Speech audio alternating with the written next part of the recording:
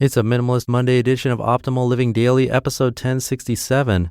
Minimalism kills fear. And security is a misnomer. Both by Joshua Fields Millburn and Ryan Nicodemus of the Minimalists.com. And I'm your very own personal narrator, Justin Malik, reading to you from the best blogs I can find with permission from the authors.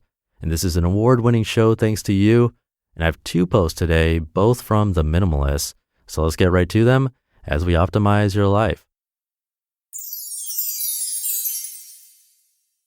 Minimalism Kills Fear by Joshua Fields Millburn and Ryan Nicodemus of the Minimalists.com. We're all afraid of something. Some of our fears are obvious: spiders, heights, X's. Other fears are less pronounced, less obvious, like the fear of loss of things, loss of acceptance, loss of friends, loss of love. Sometimes we're afraid to give up what we think we have. Fear traps us. It prevents us from growing. It prevents us from contributing to other people. It prevents us from living happy, satisfied, fulfilled, free lives. Fear is the antithesis of freedom. It is, by definition, constricting. We often hold on to things because we are afraid to get rid of them. We fear losing those things we think we might need. We don't just fear the loss of these things, though. We fear the loss of what these things might mean to us in some distant hypothetical future. When you say that out loud, it sounds ridiculous. Try it. Say, I'm afraid to get rid of this, insert object name here, like a t-shirt, because it could have a serious impact on my life in the future. Ridiculous, right? So there's an obvious question we must ask ourselves when we're holding on to something. Why am I afraid to get rid of this? Julian Smith, in an amazing and potentially offensive essay, tells you to ask yourself a crucial, basic question. What am I afraid of? While it might seem banal on the surface, it's actually a great question to ask when you're faced with difficult decisions. Give it a try. I don't want to say no to that person. What am I afraid of? I can't write the novel I've always dreamed of writing. What am I afraid of? I can't learn to play that instrument I've always wanted to play. What am I afraid of? I can't exercise and eat healthy foods. What am I afraid of? I can't quit the job I hate to pursue my passion. What am I afraid of? I can't fill in the blank. What am I afraid of? The answer to this question is almost always ridiculous. I'm afraid people won't like me anymore. I'm afraid people won't love me anymore. I'm afraid people won't respect me anymore. Chances are you have manufactured these false fears, and it is these manufactured fears that keep you from doing what you want to do, or in the case of our physical items, fears that are keeping you from getting rid of certain things that have no real value, things that have no real meaning in your life. We have good news though. Fear is a choice. You choose to be afraid, and you can choose to live without fear. All you must do is make a conscious decision, a decision to not be afraid. When something stands in your way, you must ask yourself, what am I afraid of? So many people have chosen to get rid of their fears and move on with a meaningful life. But don't take our word for it. Try it out yourself. Throw away your favorite t-shirt. Get rid of your TV. Write that novel. Take yoga classes. Do something you wouldn't normally do. Live your life. Live a better life. What are you afraid of? It's time to stop being afraid of whatever's preventing you from being happy, whatever's preventing you from being free, starting with the excess stuff in your life.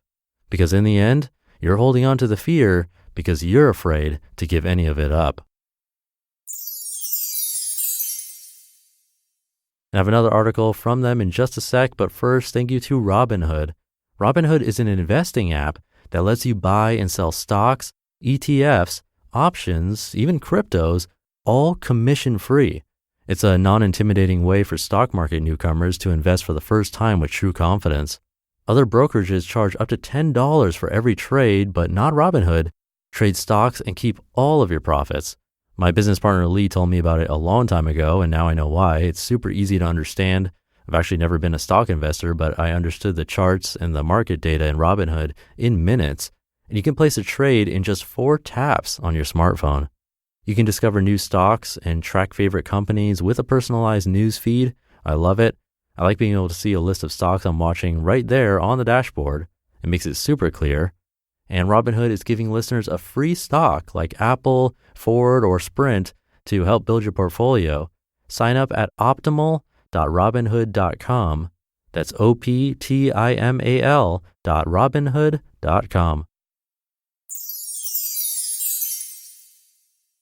Security is a Misnomer by Joshua Fields Millburn and Ryan Nicodemus of Minimalists.com. We are but dogs, leashed by fear, thrashing in the collars of our own obligations. People often hang on to things, jobs, relationships, material possessions, in an effort to feel secure.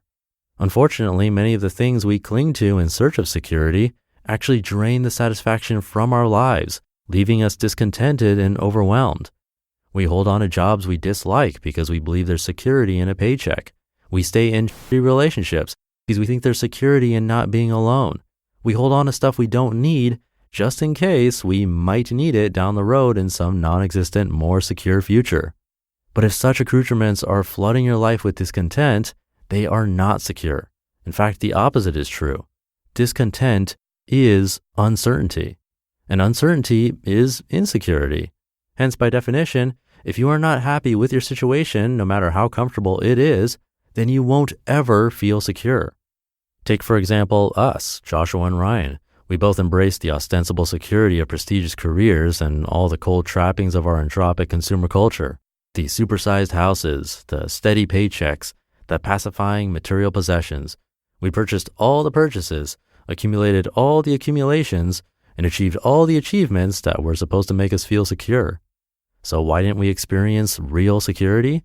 Why were we glazed with discontent and stress and depression? Because we had more to lose. We constructed well-decorated walls that we were terrified to tear down, becoming prisoners of our own consumption. Our lifestyles, equipped with a laundry list of unquestioned desires, anchored us to our self-built burdens.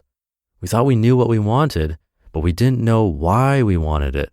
It turned out that our paychecks made us feel less secure, afraid we'd be deprived of the income we'd grown accustomed to and the lifestyle we'd blindly coveted.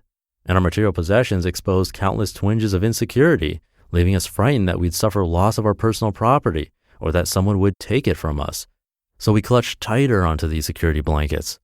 But you see, it's not the security blanket that ensures a person's security. People latch onto security blankets because there's a deeper fear lingering at the ragged edges of discontented reality.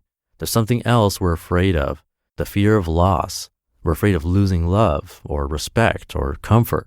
It's this fear that keeps us tied to mediocrity. We're willing to sacrifice growth and purpose and meaning in our lives just to hold on to our pacifiers, all the while searching all the wrong places for security, misguidedly programming ourselves to believe there's a strange kind of certainty with uncertainty. But the more we amass, the more we need our stockpile, and then the more uncertain we feel. Needing more will always lead to a pall of uncertainty and insecurity. Life isn't meant to be completely safe. Real security, however, is found inside us in consistent personal growth, not in a reliance on growing external factors.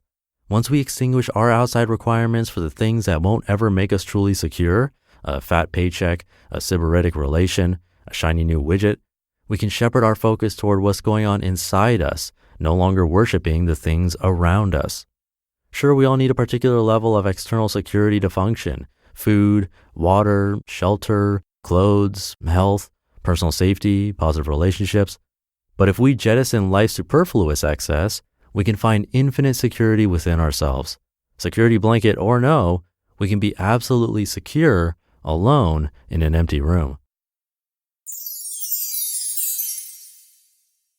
You just listened to the posts titled Minimalism Kills Fear and Security is a Misnomer, both by Joshua Fields Millburn and Ryan Nicodemus of Minimalists.com. I'm going to keep this ending nice and short and minimal for you today.